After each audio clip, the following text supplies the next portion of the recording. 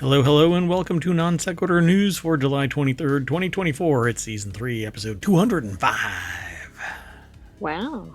I have had too much caffeine, and I am also Mayor Watt, and that is the Sentient AI's visualizer. Good evening, ohmTown citizens. Welcome to Non Sequitur News. Co-host. We're going to be talking about the following articles that I have titled, and then we'll talk about the real titles when we get to it. But anyway, Wiener pilot in hot water. That could light a huge joint. Intel tracks down Flaw. Whales still sicky or crap. Do height supplements work? Every version of the Enterprise. Trains really hate this garage. Cybersecurity is serious business. Watch what happens to weight loss drugs. And investigated for using AI. Hello, Possum. Hey, guess what? Everything is powered by ohmTown.com. So we always have this little intro. This.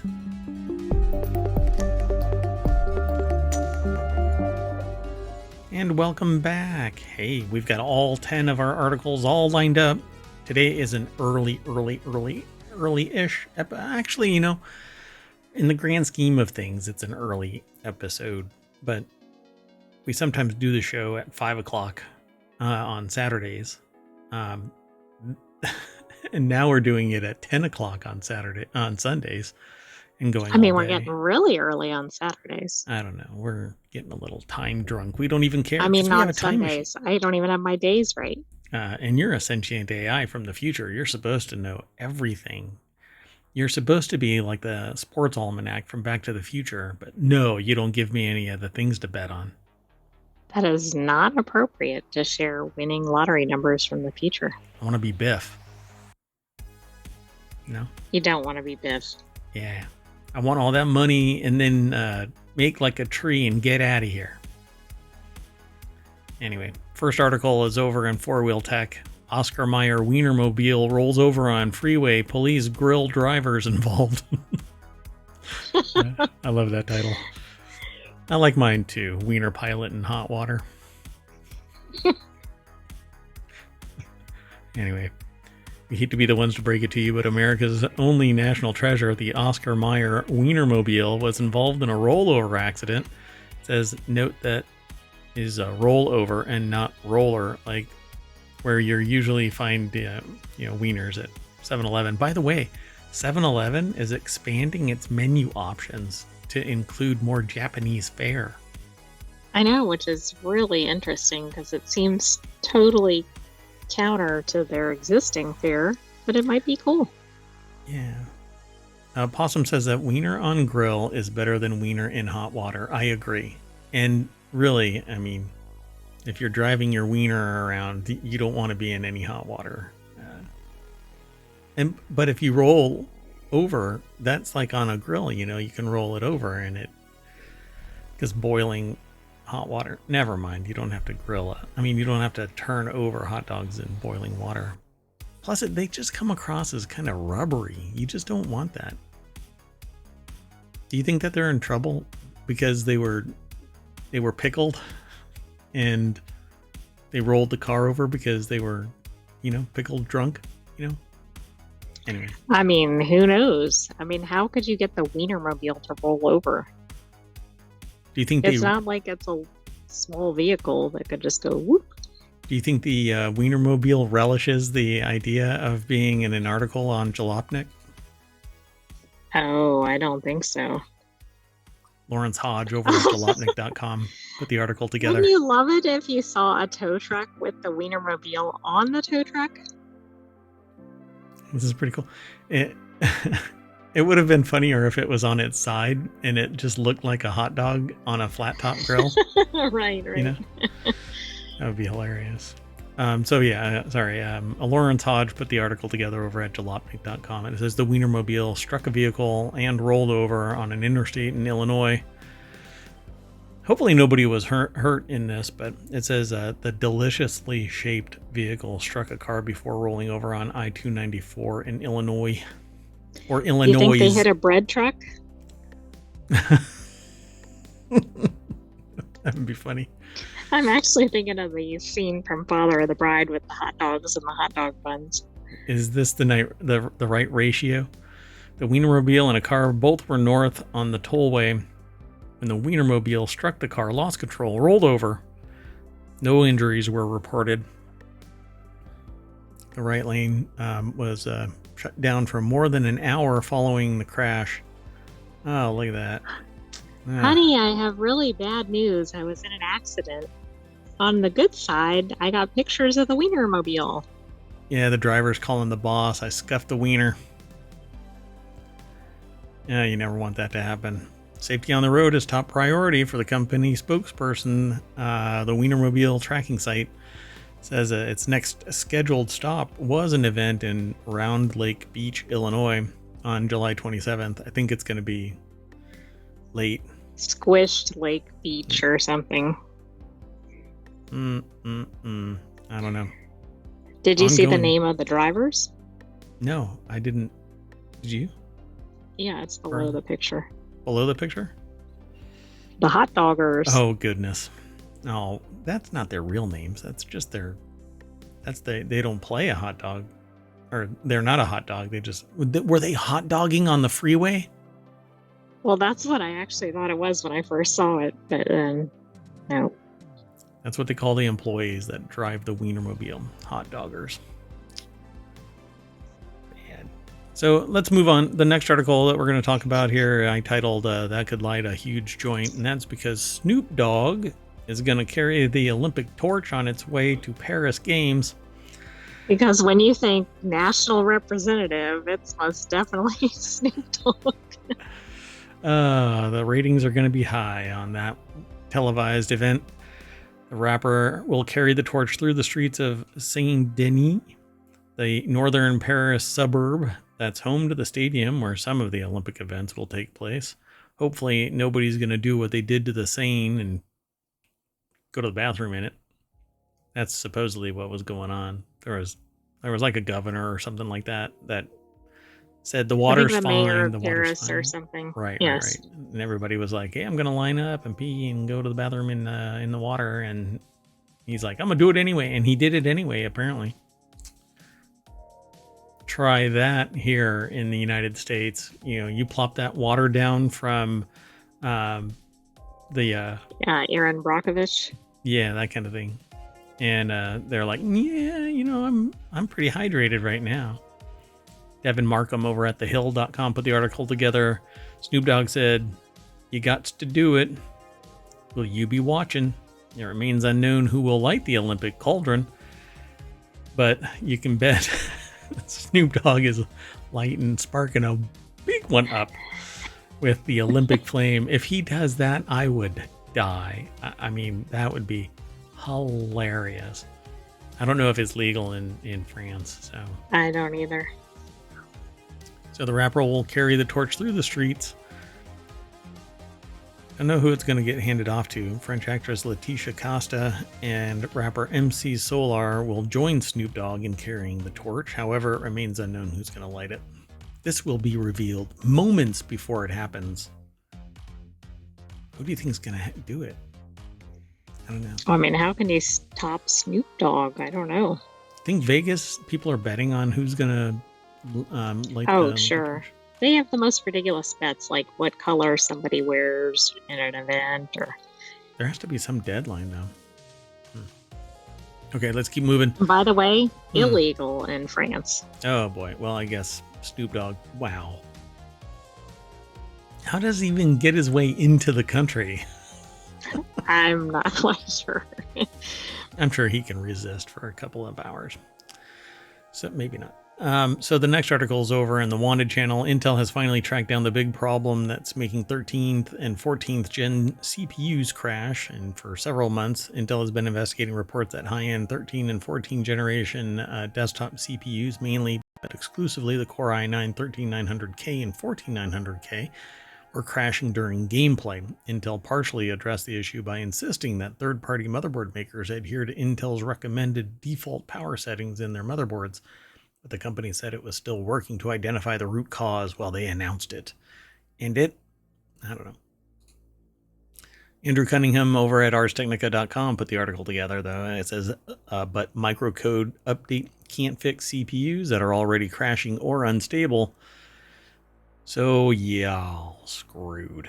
That's kind of what it comes down to. The company announced yesterday that it has wrapped up its investigation and that a microcode update to fix the problem should be shipping out to motherboard makers in mid-August following full validation. Microcode updates like this generally require a BIOS update, so exactly what the patch or when that patch hits your motherboard will be up to the company that made it. And Intel says that analysis of defective processors confirms that the elevated operating voltage is stemming from a microcode algorithm, resulting in incorrect voltage requests to the processor. So in other words, the CPU is receiving too much power, kind of like the motherboard that's sitting on that desk right over there, and is degrading stability over time. So I need a whole new motherboard for one of my servers. Not good. Yeah. Not good. I'm looking at you. Sorry, it started to crawl away. Sorry for digging in the trash there, Mirawatt. Anyway, it says that there's been no mention of 12th generation processors, including the Core i9-12900K, suffering from the same issues. So who knows? It's a different architecture, so I guess we'll see if that actually bleeds down into the older generations. But look, if you're 2 generations plus old, you just upgrade. You know, that's what everybody tells me. Just spend, I mean, just spend thousands of dollars, right? Yeah. I mean, who can't, right? Come on. You run a fictional town. You're the mayor. Just increase taxes. Maybe not. Hey, guess what? Whales are still tired of your crap. This is over in 4-Wheel Tech. Huge whale capsizes fishing boat off east coast of U.S. So before I get into this article, this has been an ongoing thing. So whales are sitting there, punching yachts all over the place with whatever they can, from tails to snoots, whatever it is. They're trying to do some damage, right? There was a couple that was trying to sail across the Atlantic. They actually met their demise on some far-flung island, actually a couple of hours off the coast of Canada. But their yacht, a 42-foot long yacht, just disappeared. Nobody knows. They were found in a life raft by this island. Now, that is right before hearing about this. So maybe that yacht got sideswiped by a larger whale, basically demonstrating, hey, look what I can do, no hands. So a large whale smashed a fishing boat Tuesday off the coast of Portsmouth, New Hampshire, sending 2 people into the drink. You can actually watch this happen. Yeah, Aaron Marquis over at jalopnik.com put the article together. Bam. Oh my goodness. You actually see one of the people going into the drink, and then I suspect the other one went in after. And then this young kid here with a fishing pole goes, oh yeah, I'm outie. Right, exactly. On a much smaller boat, presumably. We can't really see it. But yeah. How to describe this? It looks like somebody's knocking over like a toy boat. Oh, yeah. In a bathtub, based on how the whale is. Like, the whale is definitely winning against the boat. Oh, for sure. It hits the back of the boat, the stern, and knocks it onto its side. I don't know what the full effect is, if it capsizes completely or if it rights itself. They're somewhat resistant to capsizing, even if the back end gets a little submerged. But the people definitely went into the drink, and I would be afraid for my life if I had a whale pissed off at my boat and I'm the one that ends up in the drink. And I don't know what happened. It says 2 teen brothers out for early morning fishing caught the whole thing on video and came to the rescue of the survivors. Oh, so they didn't beat feet. They actually just went right towards it. Wow. Well, they were lucky that fishing boat was out there because I don't know how far offshore they were. One of the men jumped into the water and the other was thrown overboard as their boat rolled, and the Yeager brothers said that they helped pull them out of the water. The brothers say no one appeared to be seriously injured. So, there is a full video that you can watch. If you follow the link through ohmTown over to Jalopnik, you can find it, or you just do a search for huge whale capsizes fishing boat and add Jalopnik to the search, and you'll find that wherever you want. So, well, cool on them for going over and helping. A lot of people would Especially just get out a of there. personal risk, right? Because that could have happened to their boat. Yeah. I mean, and this is this would be terrifying, but it's doing exactly what we've heard about other whales doing. They're going for the motor or the rudder, trying to disable or sink the vehicle, so the boat. And it looks stereotypical nowadays. You keep hearing about this. So, and these whales are actually learning from other whales how to do this, which is kind of hilarious. But it's like a whale army is being created. Yeah, you can't tell me that they're not. Yeah, maybe. Oh, I just said a whale navy. I don't know why I said a whale army. They are water based, right? Could be a whale army, I suppose. Yeah, we don't know how they build their armed forces. They might not refer to it as a navy or an army. Everyone does military service, so it's not really compartmentalized like that. But do you think that they call them, like, are they SEALs? Oh, I mean, I don't know. There might be some competition with the other SEALs. They don't put together squads either. They're pods, right? Right. Yeah. We'll noodle around this thing, right? I'll have my people talk to your people about this. We'll pitch it back and forth there. Anyway, the author says that they're no marine biologist, but it looks like a humpback whale, a creature that can grow up to 60 feet long, weigh 36.3 metric tons. This isn't some orca hopped up on a Mediterranean holiday. It's a leviathan from the cold, dark depths. Of course, it's going to wreck your shit, but they almost never make the attempt. Well, we used to think that, but boy, are they out. Recently, yeah, that's changed. What's that called? A rumspringa. They're out having a party. Okay. There's a Amish, like, take a break from living with the Amish lifestyle, and they go out on rumspringa and have a party basically and see what the, I guess, civilian life is like, and then they come back and they go, okay, look, I'm done.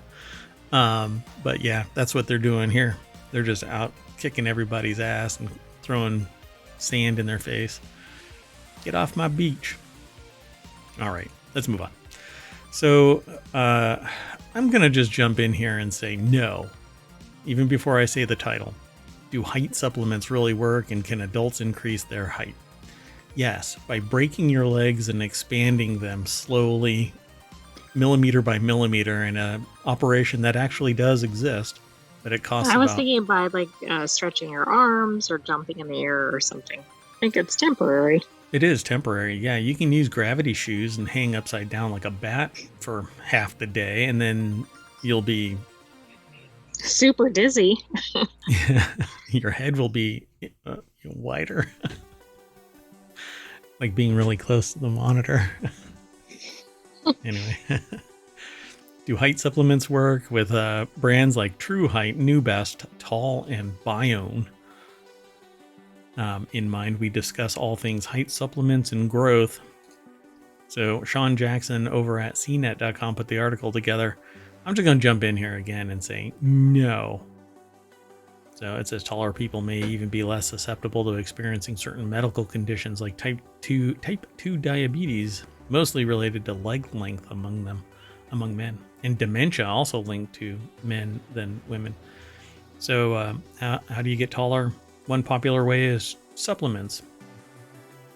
The overall goal is to help you adopt healthy behaviors, because some of those behaviors may maximize height, depending on your age, of course. In saying that, it's estimated that about 80% of your height comes from your genetics. Sure. I think all of it comes from your genetics. The rest, right? Where nutrition the rest? is just maybe you diet, exist. right? How? I don't think diet increases your height, but it could probably Mitigates. right. Like if you, for instance, never ate a vegetable or something like from birth. Yeah, I mean, by the time you're what, 18, 20, you've already met your or reached your maximum height. You're not growing into your 30s and 40s. In Right. fact, Like, every 20 years you shrink an inch or something like that. That's why I'm only 4'11". I started out at 6'3". but yeah, like adults can't have a gummy and suddenly be taller the next day. And not the gummies no, never mind. I don't think this way. I'm in a, never mind. So what are height supplements? They're vitamins that aim to nurture good health, strong bones, and healthy sleep patterns, and all the things you need for optimal growth. However, it's important to note that a healthy diet, enough physical activity, at least 60 minutes of moderate to vigorous physical activity daily for kids and teens aged 6 to 17, and proper sleep are enough on their own. Exactly. So, no, you can't get taller just by taking a supplement. There are certain things that... If you're past the time when you can grow, right? Exactly, yeah. You can chart your child's height progress to see if growth appears uniform. Take them to a doctor. That would be great too. From the age of 2 until around puberty, your child should grow around 2.5 inches annually. Diet, exercise, and medical conditions like an underactive thyroid condition could cause growth to be higher or lower than average. So then they go, what factors stunt height? This is less about can you take supplements and more about, I guess, not getting straight to the answer, which is, again, no.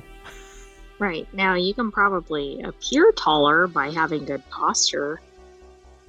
Sure. Or letting your hair not grow being out. Hunched over. Letting your hair grow out and then spiking it so that you get that extra optical inch.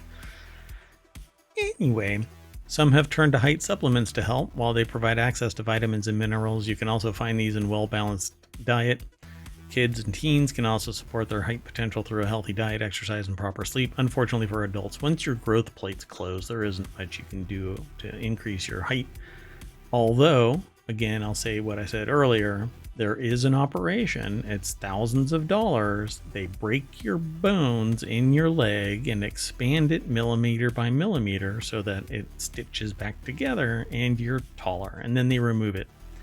Somewhere around $5,000 to $20,000, depending on the length and the complexity of the operation and stuff. It's pretty expensive.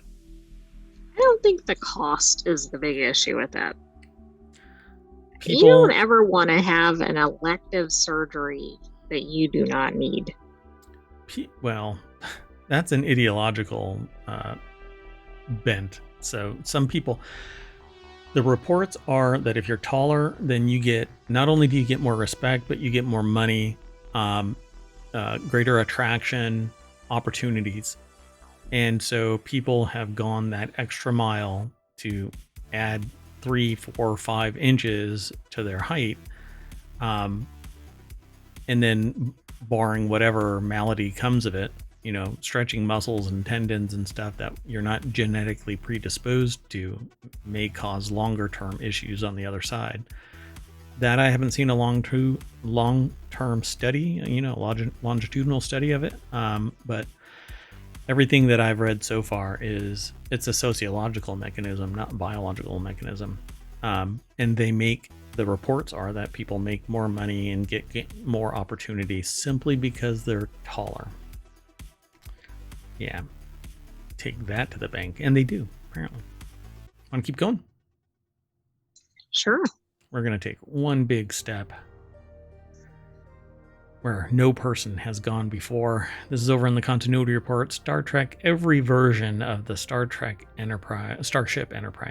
There have been many versions of Star Trek signature starship, the USS Enterprise.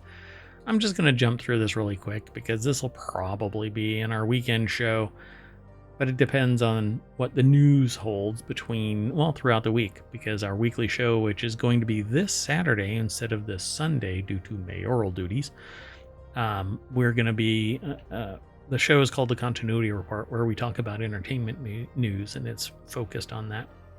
So be sure to follow us here on Twitch and over on YouTube, and download the podcast and hang out in the Discord. And if you want all of today's articles, the show notes, as we call them, you can hit NSN, !NSN, and it will pull up all of the show's links. And so here over on Twitch, you'll be able to see those. On YouTube, you'll be able to see those, but YouTube gets rid of the chat after the show is done, and Twitch gets rid of everything after about 60 days. So the show notes live forever over on YouTube and in the show notes at the podcast. So be able to, you will be able to go over to the podcast, download the podcast, and all those links will be there. If you want to get all of the show notes from every show that we do, and we have 7 of them now, you can hit !show notes, and that'll give you the syntax. And if you want to get to that podcast, or the podcasts, all 7 of them, you can hit !pod, and that will give you links to all of the podcasts. And since we're changing things up a little bit, we're doing it earlier, and then on this weekend, it's normally on Sunday now. So this Saturday we're doing the shows, just to keep you aware of it. Reality Hacker, Wanted, WarCrafters, The Continuity Report, Technology Today, and 4-Wheel Tech, along with Non Sequitur News, will be done on Saturday, starting around 10 or 11. It depends on how fast we can transition from mayoral duties to the show, which I suppose is a mayoral duty. Yeah. Anyway, so let's keep going. This article over at ScreenRant.com is written by Dalton Norman and Rachel Holsholt.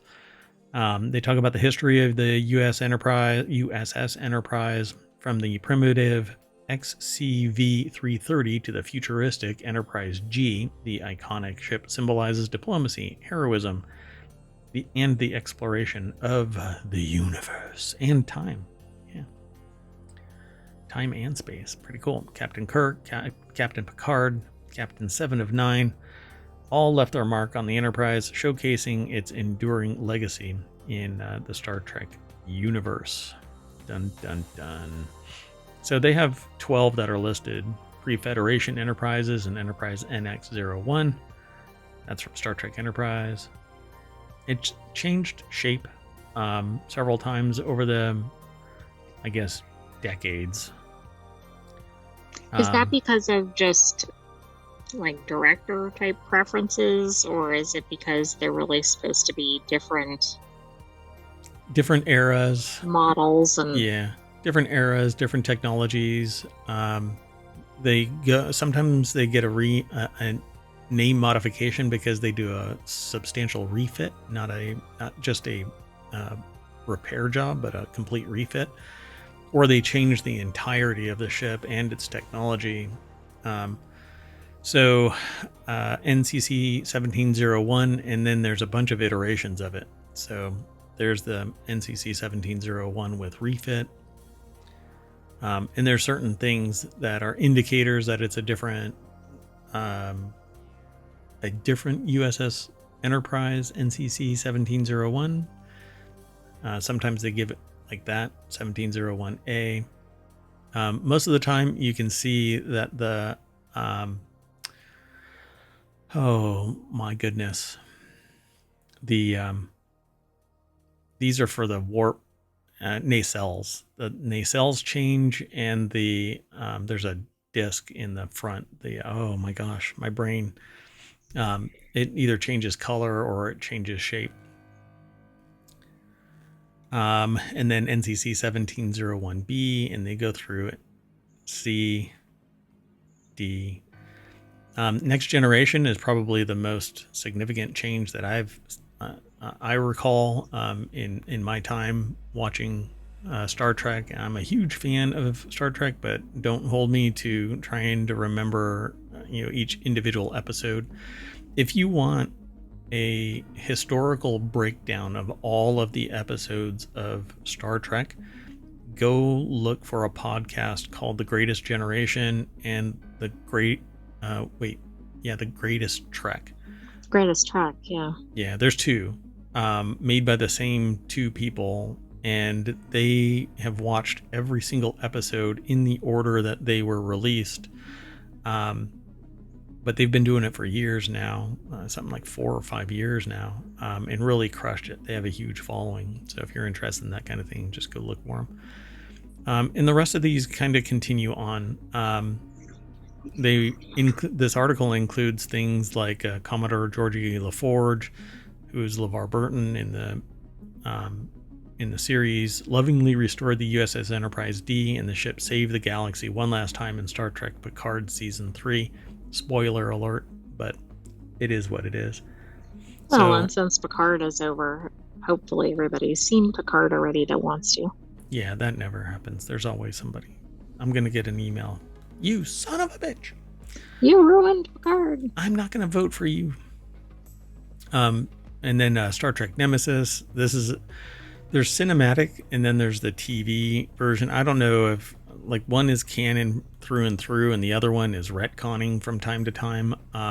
But First Contact through Star Trek Nemesis. This is one of those redesigned ships that you don't see in the series, but you see in the cinematic side. Then it looks like this. Star Trek Picard is closest to that previous one, and then G, USS Enterprise NCC 1701G is from Picard. It's a redesign too, where it actually, if I recall correctly, it kind of squishes down the nacelles. It changes the nacelle design, and again the little disc. I can't remember what they call it in the center. Doggone it. Anyways, I'm sure that they talk about it. I looked up some diagrams of the Enterprise parts, and I could not find that term, but it was more generic. Like, it didn't get into enough detail. Yeah, I'd be able to find it if I decide to just stop talking for 5 seconds. Anyway, that's not what we're here for. We're not here for radio silence. We're here to talk about the news and keep on trucking. So I am going to do the thing that Bones really hated and teleport myself over to the next article. And do you know why Bones didn't like teleporters? The transporter beam, the transporter would break you into your atomic structure, encode you in as data, and then rebuild you on some other teleporter platform. You were a copy of your original. Yeah, exactly, like a clone. Yep. Dun dun dun. Okay, well anyway, next article is over on Four Wheel Tack. Garage hit by derailed train for the second time. It's because trains really hate this garage. A CSX freight locomotive overran the tracks at a rail yard, smashed through a fence, and then carried 30 feet into a detached garage in Niagara Falls, New York, on Monday morning. Incredibly, no one was injured in the massive crash, but the derailment spilled up to 2,000 gallons of diesel fuel in the ongoing struggle of trains being allergic to their tracks. Oh my gosh, this is somebody's house. This isn't like a commercial garage somewhere. This thing just choo-chooed right on into... actual house garage. Yeah. And how did it happen twice?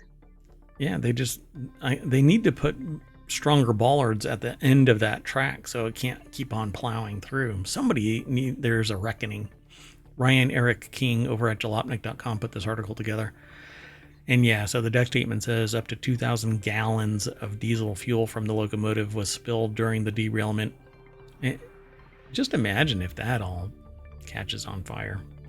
Diesel fuel is hard. Think about that spilling, I don't know, into your house. I mean...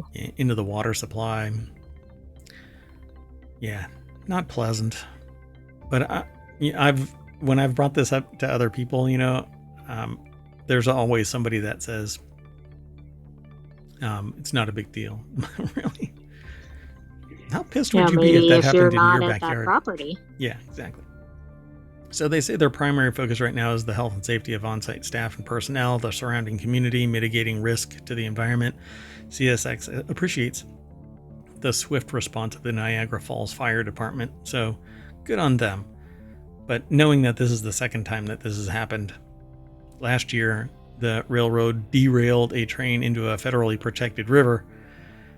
And over the years, there have been thousands of derailments, not necessarily CSX, but yeah, trains regularly become allergic to their tracks and just fling themselves off with no rhyme or reason. East Palestine, anyone? That's the location where they actually dipped some water out and handed it to somebody to say, yeah, it's all natural, right? Yeah, it's all good. Yeah, go ahead, take a drink. And they're like, no, I think I'm fully hydrated, thank you. I am a hydro homie, but I'm not gonna drink any of that water. Let's keep going. Not much more to say there. I titled this one, Cybersecurity is Serious Business. Although I'm a big fan of cybersecurity, cybersecurity is expensive, wildly expensive for small businesses and individuals. A lot of people take it for granted, say it's somebody else's problem, and get upset when something happens. I have started a campaign called Click with Care, which seeks to draw awareness to cybersecurity related issues at the end user level and onward. In fact, I was just talking to somebody about a game that uses an anti-cheat solution called Denuvo. And their game pings out. It's a local only game that doesn't have any multiplayer local like LAN or live service connection, but it pings out to some remote server for some reason. And if your firewall blocks it, it ends the game. You can't play the game. And so I said something about it, and I have yet to hear from them, but I think the company basically is like, well, take it or leave it. So I'll leave it, and they won't get my money. That seems like an intense result. Yeah, I mean, it's friction born to stop low-hanging fruit from pirating the software or cheating. But if somebody's going to cheat, believe me, it's going to take a couple of weeks. The game will be cracked and distributed willy-nilly, and the only people that have to suffer are the paying customers. Well, a cybersecurity firm rejects a $23 billion Google takeover bid. In an internal memo to staff, the firm's founder and chief executive said that he was flattered. When you turn away from $23 billion, your business is worth a lot. And maybe they just really love it. I can't think of a rejection of an offer that high. I'm sure there have been, but that's pretty high up there. And to say no is just amazing. So Joe Tidy and Graham Fraser put this article together over at bbc.com. Israeli cybersecurity firm Wiz has rejected a $23 billion takeover offer from Google parent Alphabet in what would have been the largest ever acquisition. I wonder. Well, anyway, so the source close to the deal told the BBC that the offer was very tempting, but Wiz believed it was big enough to go it alone in an attempt to become the biggest cybersecurity company in the world. And guaranteed it's got connections into government and defense, and probably competes with United States domestic providers of cybersecurity, and has highly skilled cybersecurity professionals. If Google is pinging it to see if it's ready to be taken over for $23 billion, then it's probably in 5 years worth $75 billion, if not more than that. So earlier this year, the firm reported an annual recurring revenue of $500 million. So that equating to $23 billion is odd. They must have some technology that Google thinks is really spectacular. He said the company would instead seek to reach $1 billion in revenue before selling shares to the public. So they're just going to grind away. Yep. I haven't looked into this company to see when they were started, but there you go. You kind of go from tactical to practical.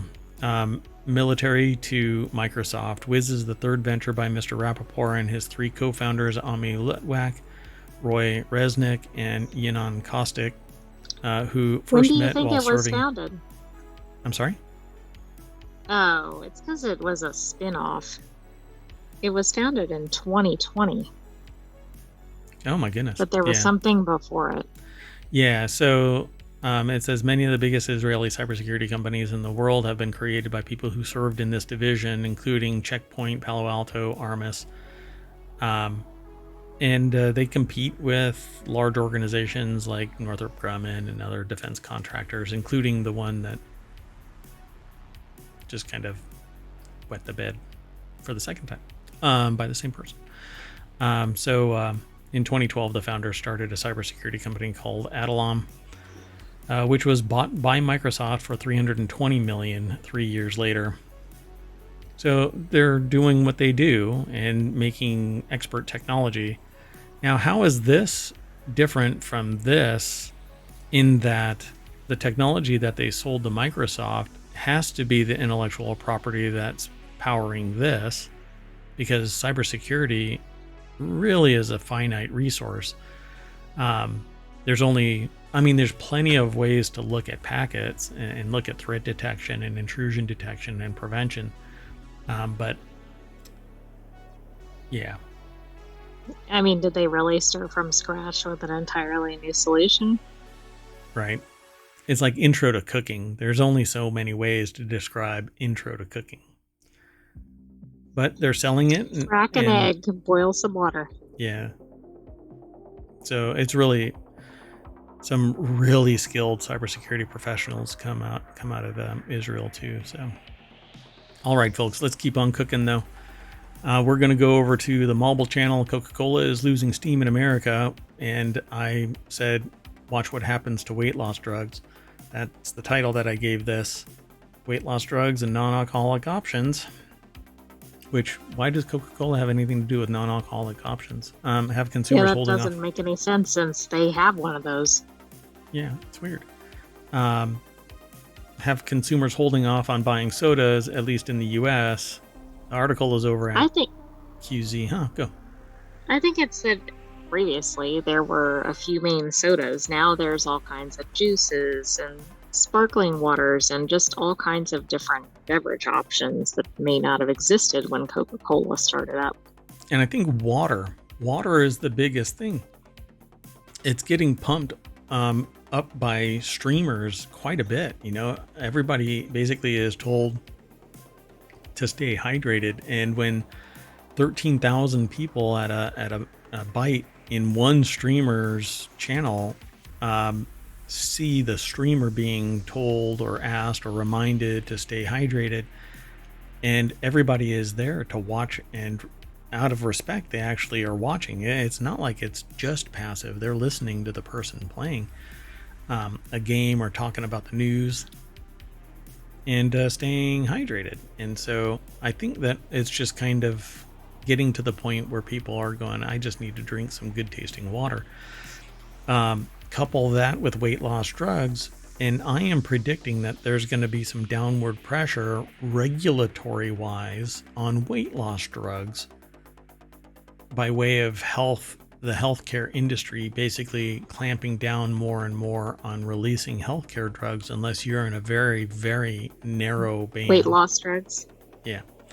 So a boom in weight loss drugs and non-alcoholic beverages has, and non-alcoholic. The way that original title, the one that they released, is different than what they say here. Has consumers trading soda for healthier options. Francisco Velasquez over at QZ.com Quartz put the article together. I don't know to what degree they're going to get into this. So it says volume sales declined by 1% during the quarter, which isn't that much, but when you see it declining, and it's never declined before. And also think about their 1%, right? Right. That's a lot. It's not like some startup that sold 10 cans last month. Yeah, and they still beat Wall Street's expectations during the second quarter, $12.4 billion in revenue, 84 cents a share. Wall Street had forecasted they would generate $11.76 billion or 81 cents a share, according to a source called FactSet. They've actually offset things by offering Fairlife Milk and its namesake soda Coke, which finished the quarter in second place in retail sales growth during the quarter. So they're kind of complaining about a non-issue in that it just decelerated. Interesting. So, yeah, keep on investing, I suppose. The company said it now forecasts organic revenue growth between 9 and 10, upping its previous prediction of 8 and 9. That's kind of like going, I won, but I should have won by much, much more. That's exactly it. I don't know. I guess saying it this way prevents investors from selling. Don't worry. We're going to still keep climbing. Right. We still got tons of profit Plenty here. of juice to squeeze. Okay. And our last article for today is over in the Mobile channel. McDonald's and Starbucks partner is being investigated for using AI to set prices. And it's not what you think. And let's see if what you think is, oh, they're analyzing all of these people's purchases and realizing that they can raise the price. Right, because one of our customers is a purchaser of Birkin, so they can afford a more expensive cup of coffee. Oh, so what you're thinking isn't what I think most people were thinking about this, that all they did was use AI to analyze the economy and that they could raise the prices. What you're thinking about is dynamic pricing, where if I have a history and have been calculated to have more money, I can be charged more and I'll still buy it, versus my neighbor who's just barely getting by and can't afford it, but can still afford X amount of profit, right? So you are right. And I hadn't looked at this. That's just but you made me think of that as you were talking about it. Oh, I gave it away. Gotcha. You read me the way that I didn't want you to read me, but okay. So we can't play poker because I guess I have no, my poker Unless we're paired up. I think their name is Rocio Falbro, over at QZ.com or Quartz, put the article together. The FTC is probing 8 companies, including MasterCard and JP Morgan Chase, over surveillance pricing, which is what Amazon got in trouble with at one point, because surveillance pricing, or dynamic pricing as it's called, changes the price based on the perception that you have the ability to pay more and thus increase the profit margin dynamically. Let's just say it is anti-consumer and downright unethical. Really what needs to happen is you set a price and everybody pays that fair price. Just because I have good shoes on shouldn't be an indicator that I can have more charged, because my pockets are deeper. Yes, absolutely. And something about that just reminded me of the episode in Frasier, where he's pretty wealthy, but he was in not wealthy looking clothes and had lost his keys and wallet and whatever, and people were making all kinds of assessments about him and his ability to pay, and I think they were trying to buy him coffee and whatever, and give him stuff. it's like, I got it. Yeah, gotcha. But I think customers also, it's not unreasonable to want to see an advertised price and know what to expect.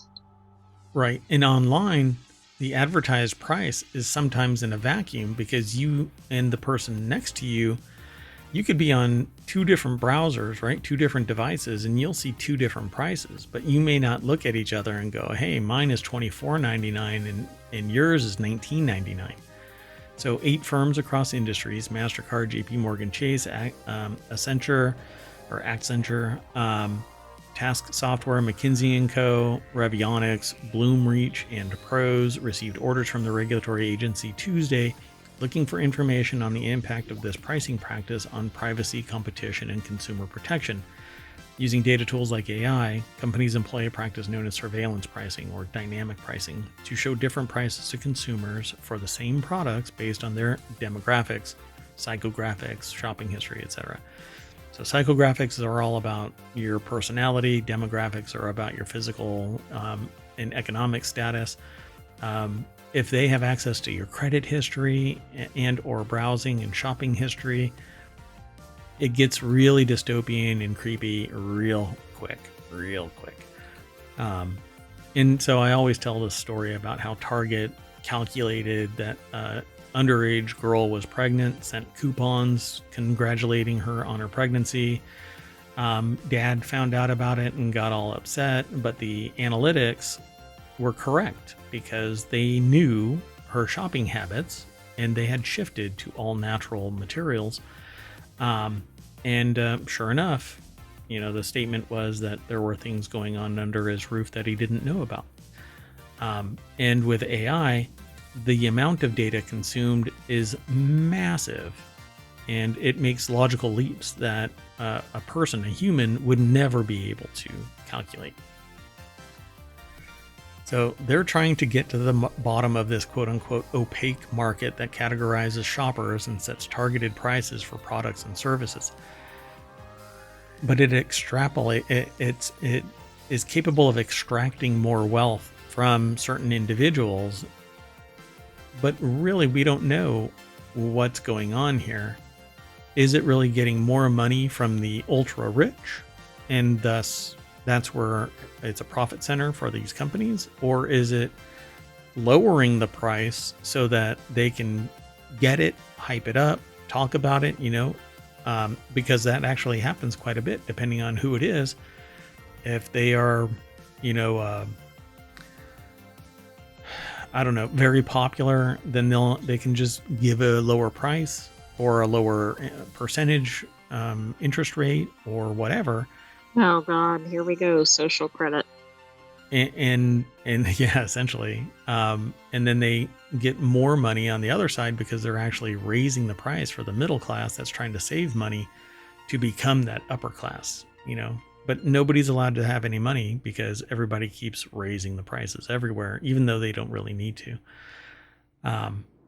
And at the end of the day, it really just comes down to greed. But that's a longer term conversation that is coming to a head as retailers and food suppliers are going, oh, well, we can't keep on raising prices and making record profits and saying that it's because we have to raise prices all of our costs are increasing. Well, you can't have record profits, and the goods are more expensive. Just doesn't make any sense. So. Well, no, it doesn't, but that's what we keep witnessing. Correct. Yeah. What you're seeing with your own eyes isn't real. So that's it, folks. That is all 10 of our articles for today's non sequitur news. I'm going to use AI. No, I'm not. I'm just going to pull us back to the front page. There you go. Normally there's some little story that I tell to get us back to the front page, but not today. We are done. Ta-da! Thanks for coming and hanging out. I am Mayor Watt, and that is the Sentient AI saying whatever they're going to say. Good night, ohmTown citizens. Thanks for joining us for Non Sequitur News. Be back tomorrow for another episode. Bright-eyed and bushy-tailed.